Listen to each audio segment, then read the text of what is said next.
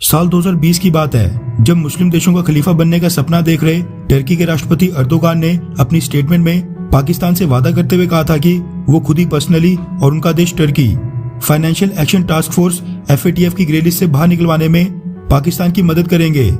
लेकिन आज एक साल के बाद हालात ये बन गए हैं कि टर्की पाकिस्तान को तो FATF की ग्रे लिस्ट से बाहर नहीं निकलवा पाया, लेकिन इमरान खान के बेहद करीबी दोस्त अर्दोगान ने खुद अपने देश टर्की को जरूर FATF की ग्रे लिस्ट तक पहुंचवा दिया है। ये खबर तो खैर आपको मिलेगी होगी कि टर्की को फाइनेंशियल एक्शन टास्क फोर्स ने मनी लॉन्ड्रिंग और टेरर फाइनेंसिंग के लिए पिछले कल ग्रे लिस्ट में भी डाल दिया है, जिसके बाद टर्की की करेंसी लीरा वो तो अचानक से बुरी तरह नीचे गिरी है और अब इतिहास में लीरा सबसे बुरा परफॉर्म कर रही है। ऐसा नहीं है कि लीरा की परफॉर्मेंस FATF का डिसीजन आने के बाद ही गिरी है। अगर आप पिछले 15 सालों की परफॉर्मेंस को देखोगे और ग्राफ पर नजर डालोगे तो साल 2008 में टॉप पर आने के बाद लीरा का ग्राफ उसके बाद लगातार बेहद लो जा रहा है। टर्की की GDP का पिछले 50 सालों का ग्राफ देखें तो साल 2013 के आसपास टर्की की GDP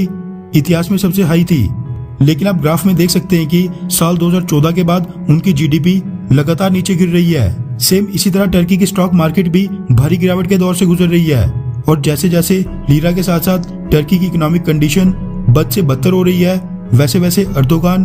टर्की के लोगों के बीच बने रहने के लिए अपनी धार्मिक कट्टरपंथी नेता होने की इमेज को और मजबूत करने की कोशिश में लग गया है। कभी वो हाया सोफिया को कई दशकों के बाद म्यूजियम से मस्जिद बना देता है, तो कभी भारत के खिलाफ जाकर कश्मीर या इजराइल के खिलाफ जाकर फलस्तीन मुद्दे को यूनाइटेड नेशंस के मंच पर जाकर उठा देता है। ये बात तो एकदम पक्की है कि FATF के इस एक्शन के कारण अर्दोगान का पॉलिटिकल फ्यूचर अब खतरे में आ गया है, क्योंकि जिस हिसाब से अब टर्की के ऊपर रिस्ट्रिक्शंस लगने वाली हैं, उसको वर्ल्ड बैंक, IMF और बाकी इंस्टीट्यूशन से लोन लेने पर हैवी प्राइस पे करना पड़ेगा। उसको देखते हुए एक चीज तो बिल्कुल श्योर है कि टर्की की आर्थिक स्थिति यहाँ से लगातार गिरने ही वाली है, क्योंकि जब ये रिस्ट्रिक्शंस नहीं थी टर्की का राष्ट्रपति अर्दोगान तब भी कुछ नहीं कर पा रहा था। वहीं गौर करने वाली बात यह है कि टर्की के राष्ट्रपति अर्दोगान के पास ये सब करने के लिए मात्र 2 साल से भी कम का समय है, क्योंकि साल 2023 में टर्की में जनरल इलेक्शंस होने हैं, जिनमें यह तय होगा कि अर्दोगान क्या दोबारा टर्की के प्रेसिडेंट चुने जाएंगे या फिर नहीं। उनमें अर्दोगान के लिए बड़ी दिक्कत खड़ी हो सकती है और हो सकता है कि साल 2023 में टर्की में हमें नया राष्ट्रपति देखने को मिले। हालांकि उस पर बात करना अभी काफी जल्दबाजी होगा। गौर करने वाली बात है कि टर्की के साथ साथ पाकिस्तान को भी FATF ने अगले साल 2022 के अप्रैल महीने तक वापस से ग्रे लिस्ट में बरकरार रखा है और कहा है कि जो 34 पॉइंट्स यानी 34 पॉइंट्स पर उसको काम करने के लिए बोला था, उसमें से पाकिस्तान ने बस 30 यानी 30 पॉइंट्स पर काम किया है, जबकि 4 पॉइंट्स के ऊपर अभी भी काम बाकी है। और अगर पाकिस्तान चाहता है कि वो ग्रे लिस्ट से बाहर आए तो उन 4 पॉइंट्स पर जल्द से जल्द कार्रवाई करे। वैसे देखा जाए तो टर्की के ग्रे लिस्ट में आने से टर्की के बाद सबसे बड़ा नुकसान हुआ है पाकिस्तान को। एक तो पाकिस्तान को ब्लैक लिस्ट में जाने से टर्की वोट देकर बचाया करता था, लेकिन अब वो भी नहीं बचा पाएगा। और दूसरी चीज यहाँ पर नोट करने वाली है कि पाकिस्तान को कहीं ना कहीं आस थी कि टर्की उसको फाइनेंशियल और इकोनॉमिकल सपोर्ट देगा, लेकिन अब वो भी मिलने से रही। वहीं देखा जाए तो पाकिस्तान को पिछले कुछ सालों में FATF की ग्रे लिस्ट में रहने के कारण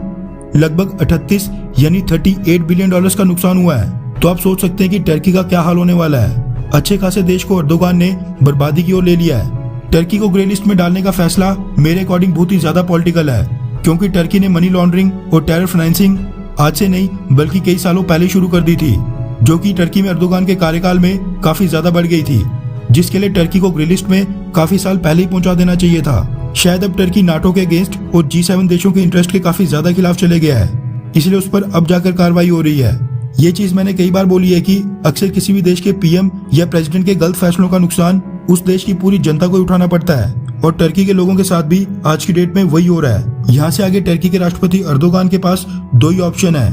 या तो अर्दोगान अपना पॉलिटिकल करियर बचाने के लिए टर्की को कट्टरवाद की ओर धकेले, या फिर यहाँ से जो FATF ने काम दिए हैं उस पर एक्शन लिया जाए।